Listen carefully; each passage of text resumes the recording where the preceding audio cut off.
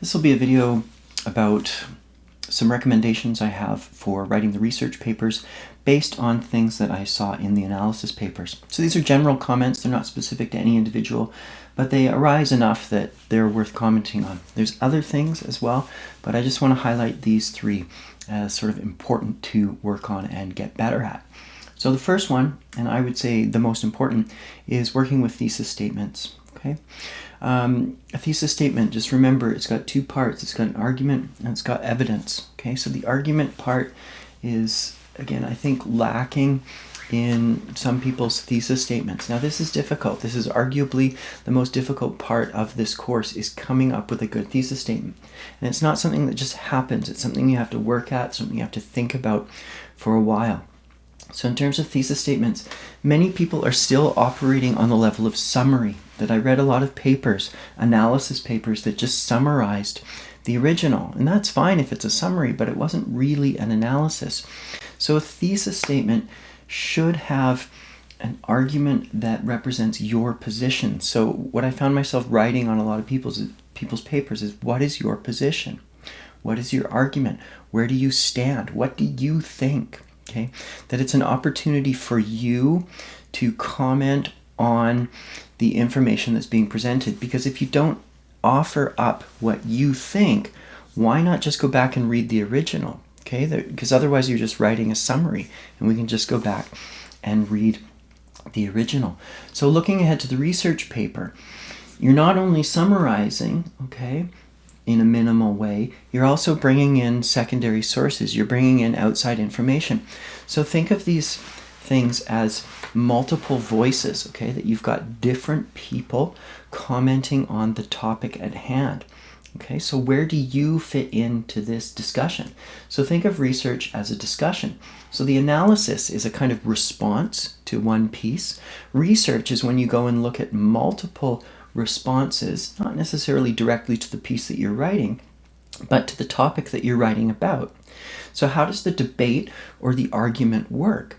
So you have to think about this situation of discussion or debate, that what is at stake, as people say, what's at stake in the debate? What are people arguing about?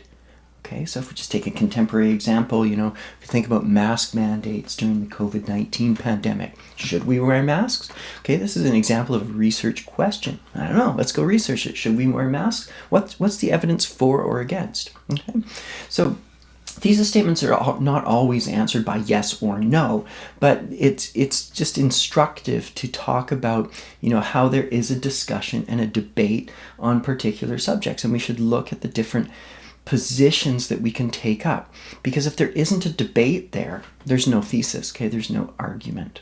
Okay, so just as an example, this is a rhetorical cliche that people use. Okay, a lot of people said, I'm going to shed light on this. What are you going to do? Pick up a flashlight and shed light on top? What does that mean? That's a metaphor. I'm going to talk about dogs. I'm going to shed light on dogs.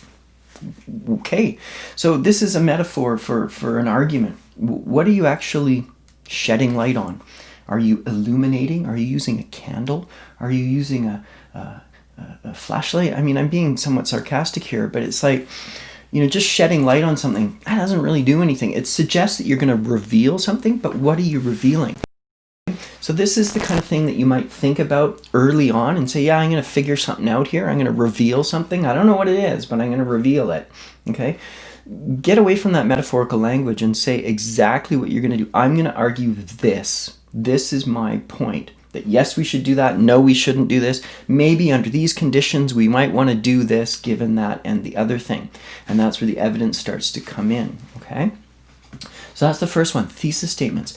Have an argument. Okay, and easy tests for this is what's at stake here. What are the positions? Okay, and ask yourself that. Why does this discussion matter? Is there an answer, and how are we answering that? Okay, so that's the first one. Work on thesis statements. Okay? The second one is quotations. which is related to idea development.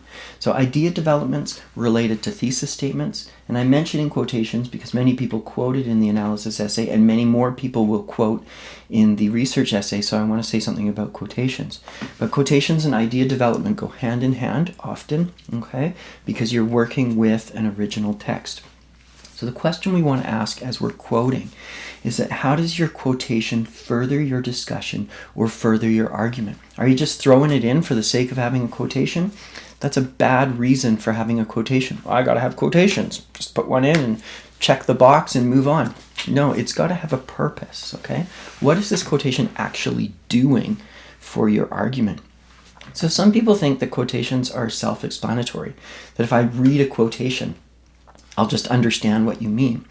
And they're often not self-explanatory. Okay, so quotations need context. Because when you quote something, you're taking it from one context and putting it into another context. So what was the original context? How was it working in that argument? And then how are you using it to develop your argument? Okay? So you see how quotations and idea development support the thesis. That you use a quotation in a new context to develop that new context for that quotation. Agree, disagree, change, think about other possibilities, whatever the case may be, in order to further your thesis. Okay? And then explain how they fit into your context. Okay? So maybe you have, examples from the original text or from research. Maybe you think of counterexamples. Maybe you think of different examples, okay?